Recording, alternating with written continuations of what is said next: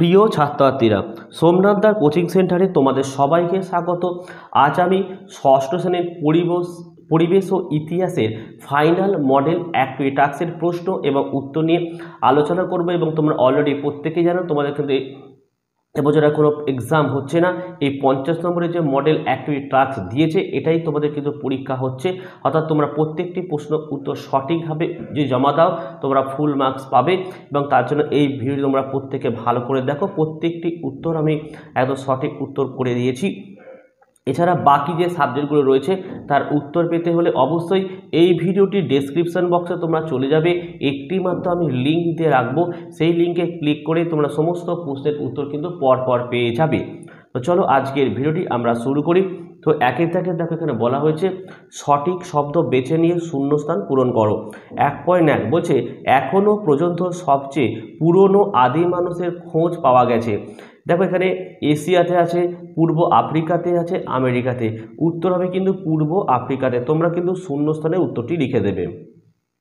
এবার তোমার দেখো 1.2, তো 1.2 এখানে বলা হচ্ছে মেহেরগড় সভ্যতা আবিষ্কার করেন। তাও উত্তর হচ্ছে কি যা ভাসোয়া জারি। উত্তরটি তোমরা শূন্যস্থানে লিখবে। 1.3 হরপ্পা সভ্যতা ড্যাশ যুগের সভ্যতা। উত্তরটা কি লিখবে প্রাক ইতিহাস। 2 থেকে দেখো ক স্তম্ভের সাথে খ স্তম্ভ মিলিয়ে লেখো। তো দেখো ক স্তম্ভ আর খ স্তম্ভ বন্দর এবং নগর। উত্তর হচ্ছে লোথাল। বৃহৎ স্থানাগার কোথায় ছিল মহেঞ্জোদারোতে। উঁচু এলাকা কাকে বলা হয় সিটাডেল। 3 নম্বর দেখো বেমানান শব্দটি খুঁজে লেখো। 3.1 দেখো সংহিতা, মহাকাব্য, আরণ্যক, উপনিষদ। এই তিনটের মধ্যে উত্তর হচ্ছে আমাদের কোনটা মহাকাব্য। 3.2 দেখো চারটে অপশানের মধ্যে বেমানান হচ্ছে আমাদের কি গ্রাহস্থ। 3.3 এর উত্তর হচ্ছে দেখো রতিন। ঠিক আছে, হয়ে গেল। 4 দিকে দেখো তোমরা সত্য বা মিথ্যা নির্ণয় করো। 4.1 দক্ষিণ ভারতের একমাত্র মহাজন পথ ছিল অসমক। এটা সত্য অ্যান্সার।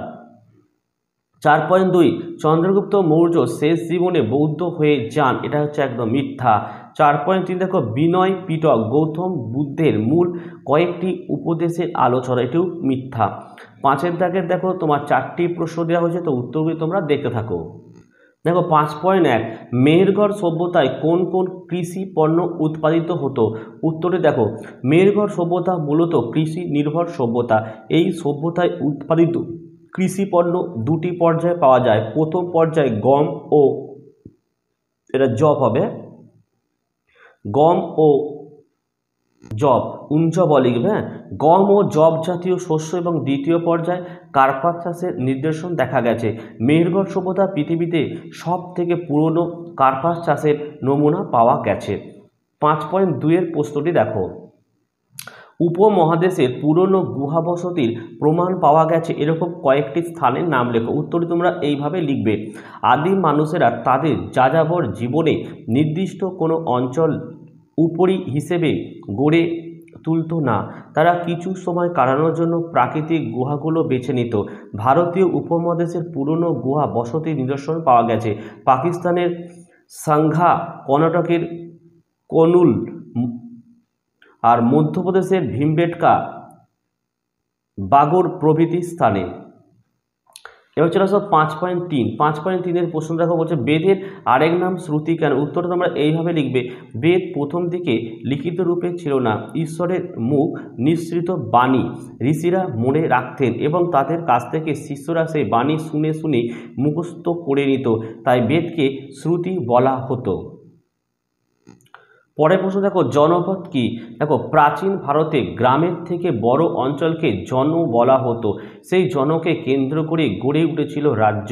আবার বলা হয় জনগণ যেখানে পা বা পথ রাখত অর্থাৎ বাস করত তাকেই বলা হয় জনপদ। অর্থাৎ সাধারণ মানুষ কোনো স্থানে পাকাপাকিভাবে বসবাস করতে শুরু করলে তাকে জনপদ বলা হয়।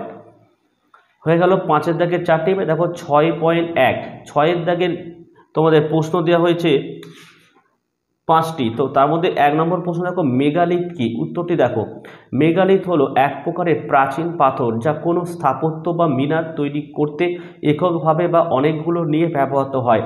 মেগালিথ হলো বিশেষ প্রাচীন পাথরের তৈরি কোনো স্থাপনা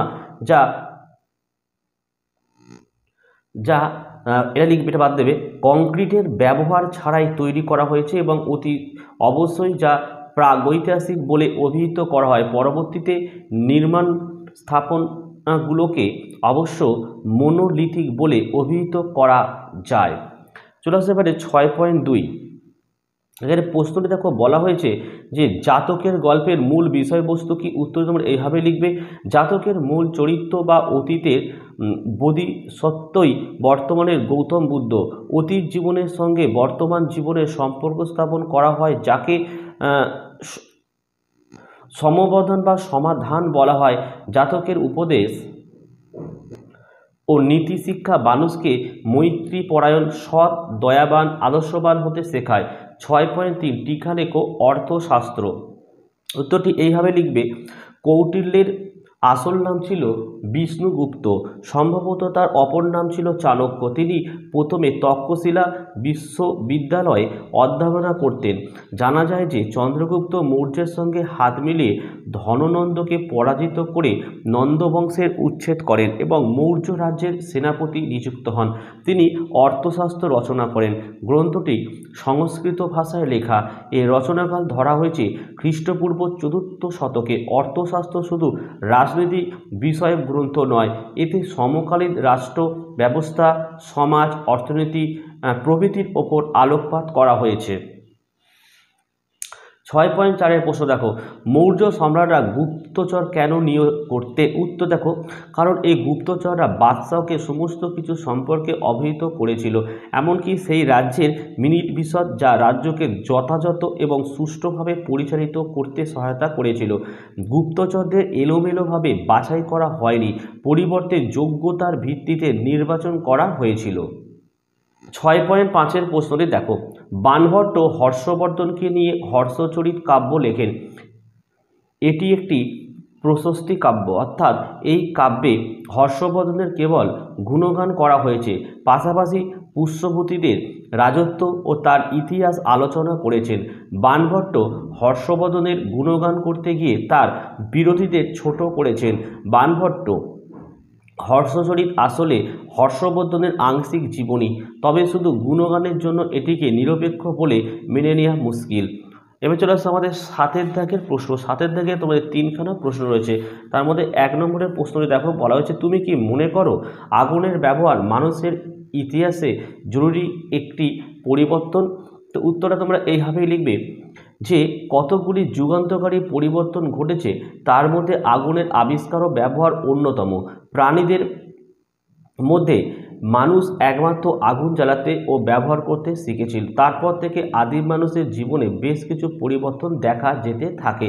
আগুনের আবিষ্কারের ফলে গুহাবাসী মানুষেরা শীতে উষ্ণতা পেয়েছিল, ঠিক তেমনি আগুন তাদের রক্ষাও করেছিল হিংস্র বন্য পশুর হাত থেকে। আগে যেমন তারা কাঁচা মাংস খেত, পরবর্তীকালে তারা খেতে থাকলো পোড়ানো মাংস, ফলে শারীরিক গঠনের ক্ষেত্রেও পরিবর্তন দেখা গিয়েছিল। 7.2 তো 7.2 যে প্রশ্নটি বলা হয়েছে, বৈদিক যুগের ব্যবসা বাণিজ্য কেমন ছিল? উত্তরটি তোমরা দেখো এইভাবে লিখবে, আদি বৈদিক যুগে ব্যবসা বাণিজ্যের বিশেষ চলন ছিল না। সরাসরি সমুদ্র বাণিজ্যের কথা ঋগ্বেদে নেই। পরবর্তী বৈদিক সাহিত্যে ব্যবসা বাণিজ্যের কথা বেশি পাওয়া যায়, তবে সমুদ্র বাণিজ্য যারা বৈদিক করবে, বৈদিক আমলেও ছিল কিনা নিশ্চিত জানা যায় না। বৈদিক যুগে জিনিসপত্র বিনিময় করা হতো, তবে মুদ্রা ব্যবহার ছিল বলে মনে হয় না, যদিও নিক্স, শতমান এগুলো হয়তো মুদ্রার মতো ব্যবহার করা হতো। 7.3 প্রশ্নটি দেখো, লেখা আছে যে নব্য ধর্ম আন্দোলন কেন গড়ে উঠেছিল? তো উত্তরে তোমরা এইভাবে লিখবে, ধর্মের নামে আড়ম্বর, অনুষ্ঠান ও জাতিভেদ বেড়ে যাওয়া। খ্রিস্টপূর্ব 6ষ্ঠ শতকে নতুন করে কোনো সহজ সরল ধর্মের খোঁজ শুরু করেছিল ব্রহ্ম ধর্মের গোড়ামির বদলে। সেই চাহিদা মেটাতে সাহায্য করেছিল বেশ কিছু ধর্ম, যার মধ্যে প্রধান দুটি হলো জৈন ধর্ম ও বৌদ্ধ ধর্ম। এই প্রতিবাদী ধর্ম আন্দোলন শুরু হওয়ার পেছনে সামাজিক, রাজনৈতিক, অর্থনৈতিক ও ধর্মীয় কারণ ছিল। তা এই হলো ইতিহাসে তোমাদের প্রত্যেকটি প্রশ্নের উত্তর, আশা করি পেয়েছো। যদি ভিডিওটি ভালো লাগে একটি লাইক করো, বেশি বেশি করে বন্ধুদের মধ্যে শেয়ার করো যাতে প্রত্যেকে এই উত্তরগুলো পায়। আর ভিডিওটি ভালো লাগলে অবশ্যই একটি লাইক দেবে। চ্যানেলে নতুন হলে চ্যানেলটিকে সাবস্ক্রাইব করো, পাশে থাকা বেল আইকন প্রেস করে অল নোটিফিকেশনটাকে অন করে দাও যাতে আমি যখনই কোনো ভিডিও আপলোড করব সবার প্রথম তোমার কাছে পৌঁছে যায়। তাহলে আজকের ভিডিও এখানে শেষ করলাম। তোমরা প্রত্যেকেই ভালো থেকো এবং সুস্থ থেকো।